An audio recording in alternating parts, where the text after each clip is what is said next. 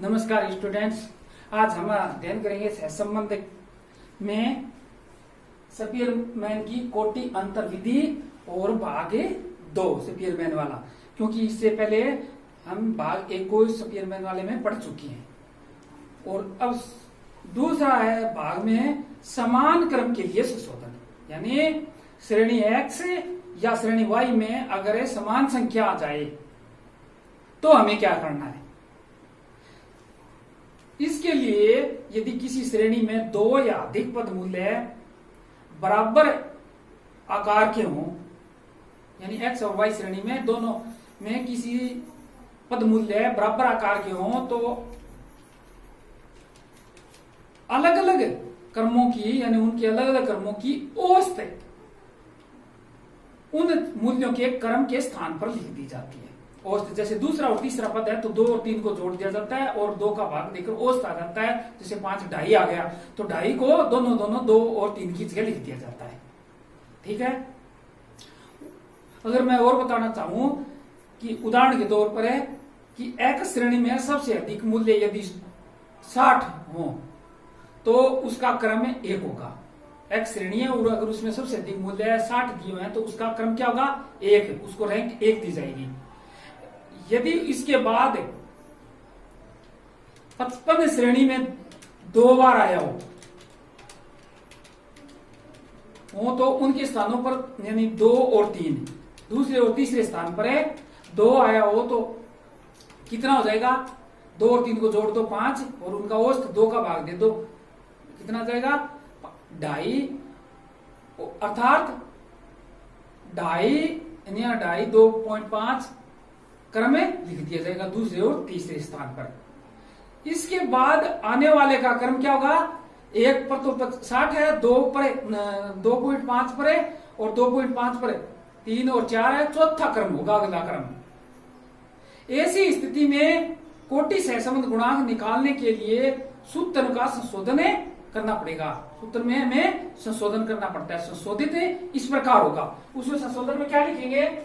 सूत्र क्या होगा? 1 - 6 समेशन d की स्क्वायर में जोड़ना होगा क्या? 1/12 m³ - n। ये संशोधन करना पड़ेगा और भाग n की स्क्वायर -1 ये करना पड़ेगा। ये सूत्र होगा। और यहाँ m क्या है? m उन पद मूल्यों की संख्या है जिनके कोटि क्रम समान है।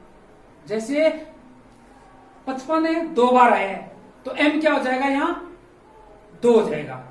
ठीक है, यानी समान है।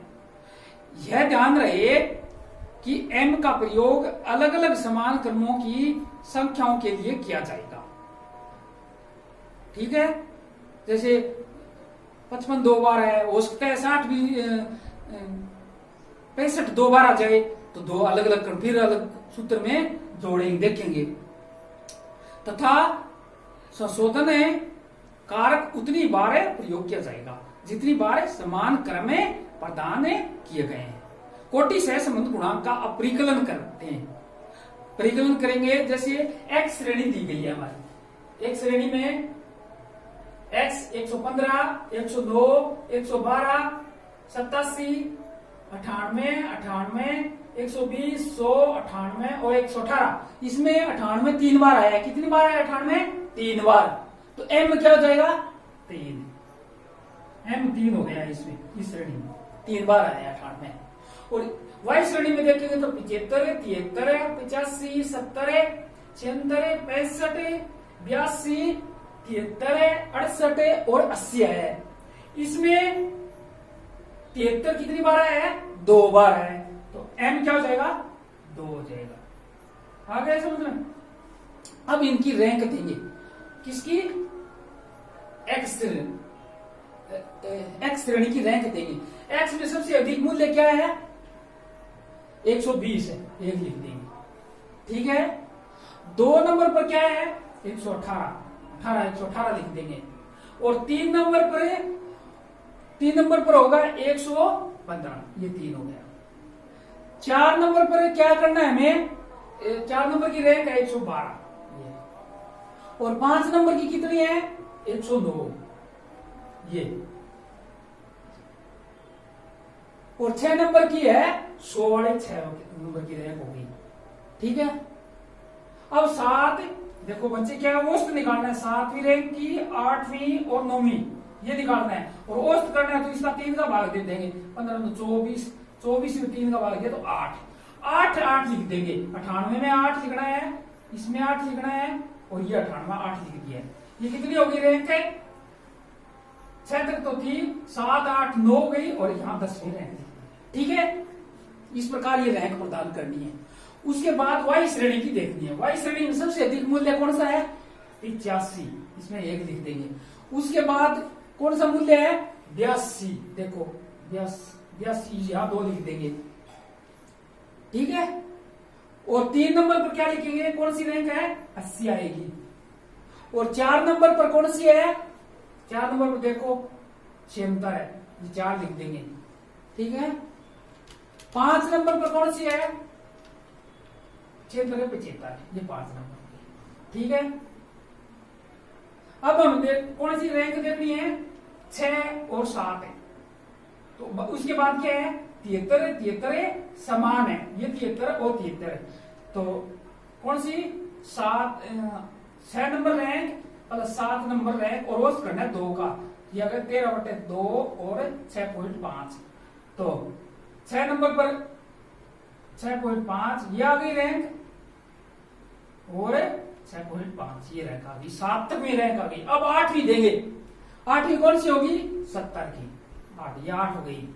9वीं कौन सी हो गई 68 की, और 10वीं रैंक हो गई 65 रैंक प्रदान कर दी। एम है अपने इसमें कितना है, एम है 3 बार है 98, और इसमें एम 73 2 बार है, तो एम 2। ठीक है, अब इसके बाद क्या करना है डिफरेंस निकालना है, अंतर निकालना है दोनों कौन सी श्रेणी का, एक्स श्रेणी का जो हमने रैंक निकाली है और वाई श्रेणी की जो रैंक निकाली है उनका डिफरेंस, रैंक का डिफरेंस करना है। तो -2 इसमें से यहां लिख दू मैं RX माइनस RY करना है समझने के लिए। यहां रहेगा -2, यहां 1.5 माइनस का, यहां माइनस के यहां 3 आ जाएंगे, प्लस के यहां प्लस के 3, यहां प्लस के 2, यहां 4 प्लस के, यहां माइनस के 2, यहां माइनस का 1.5 1 और माइनस का 1, इसमें एक किसका है, इसमें माइनस का 1। ठीक है, और ये भी किसके आएंगे माइनस के 0.5, और ये माइनस का 1 और माइनस का 2 प्लस का 4 आएंगे, प्लस के 2 और प्लस के 3 और प्लस का 1.5 और 2, ये रैंक आ गई। ठीक है, अब इसमें क्या करना है स्क्वायर करना है, इसका बी का स्क्वायर करना है, तो 4 2.5 9 4 16 4 1.25 1 1। ठीक है, तो इनका अब जोड़ करेंगे सूत्र अनुसार, सूत्र में समेशन डी की स्क्वायर करना है ये, तो और ये आता है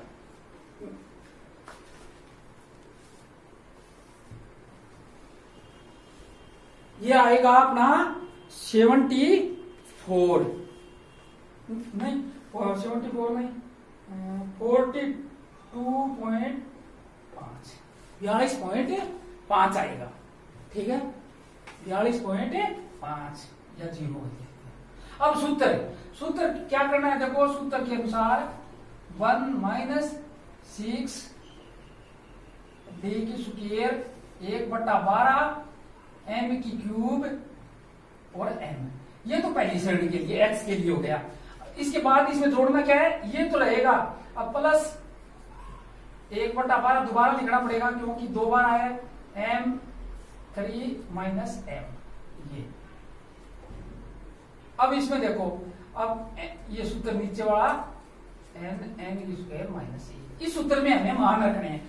अब 1 6 सिग्मा डी की स्क्वायर कितना है 42.5 42.50 1/12 m 3 बार आया 98 3 बार आया तो 3 लिखेंगे m की से पहले में 3 और 3 फिर क्या करना है प्लस 1/12 m कितना आया है 73 2 बार आया था तो 2 लिखेंगे और क्यूब और m 2 यहाँ 2 लिखेंगे और नीचे क्या लिखेंगे संख्या कितनी है 10 n 10 है और यहाँ 10 की स्क्वायर सूत्र अनुसार और ये करना है। अब इसको सॉल्व करेंगे 1 माइनस 6 42.50 इसको 3 या 9 होती है 27 27 में से अगर 3 घटाते हैं तो 24 और 24 में 12 का भाग देते हैं तो यह आ जाएगा 2 ठीक है 2 आ जाएगा। और अगर इसमें इसी प्रकार अगर इसमें ये देखो 2 दूनी 4 4 दूनी 8 8 में से 2 घटाते हैं तो 6 बचता है 6 बचता है तो 6 में यानी 6/12 अपने ये से 1/2 यानी 0.5 यहाँ आएगा 0.5 इसको सरल करेंगे तो और यहाँ क्या करना है 10 और ये 10 की स्क्वायर 100 माइनस 1 है। अब सरल करेंगे तो ये हो गया 2.5 और ये 45 है ठीक है ऊपर है और ये क्या हो गए 99 और 990। अब 1 माइनस 6 5 30 0 3 और 6 24 3 27 270/990। अब 200 अब इसी प्रकार से अगर लिख सकता हूं मैं और सरल तरीके से हल करेंगे तो 990 ये लघुत्तम है यहाँ 990 और 270 0 2 और एक ही और 7 है कितना हो गए 720 और बटा 990। और अगर इसमें कोई भाग देंगे 0 से 0 कट गया और 72 में 90 का भाग देना है 72 में भाग 90 ये आएगा 73 ठीक है। तो x और y में समान रूप से अधिक मात्रा का धनात्मक कोटि सहसंबंध है। क्या है x और y में सामान्य रूप से अधिक मात्रा का धनात्मक सहसंबंध है। आगे संबंध में इस प्रकार ये जो अगर समान संख्या आ जाए समान क्रम के लिए हमें संशोधन करना पड़े तो कैसे करेंगे इस सूत्र अनुसार हमें प्रयोग करना है। संख्या है अगर दूसरी संख्या भी आ सकती है इसमें x श्रेणी में तो इसको आगे बढ़ाते चलेंगे ठीक है। और इस सूत्र को काम में लेना है और इस सूत्र में जितनी संख्या जोड़ी जाएगी जितनी बार आता है कोई संख्या तो उसको उतनी बार लिख दिया जाता है। और इस सूत्र के अनुसार मान रखकर हमें स्पीयरमैन का कोटि सहसंबंध समान क्रम के लिए संशोधन ज्ञात कर सकते हैं। और इस सूत्र से हमने पाया कि इसमें दोनों श्रेणियों में x और y में अधिक मात्रा का धनात्मक सहसंबंध है। आपने अच्छी तरह सुना व समझा इसके लिए आपको धन्यवाद।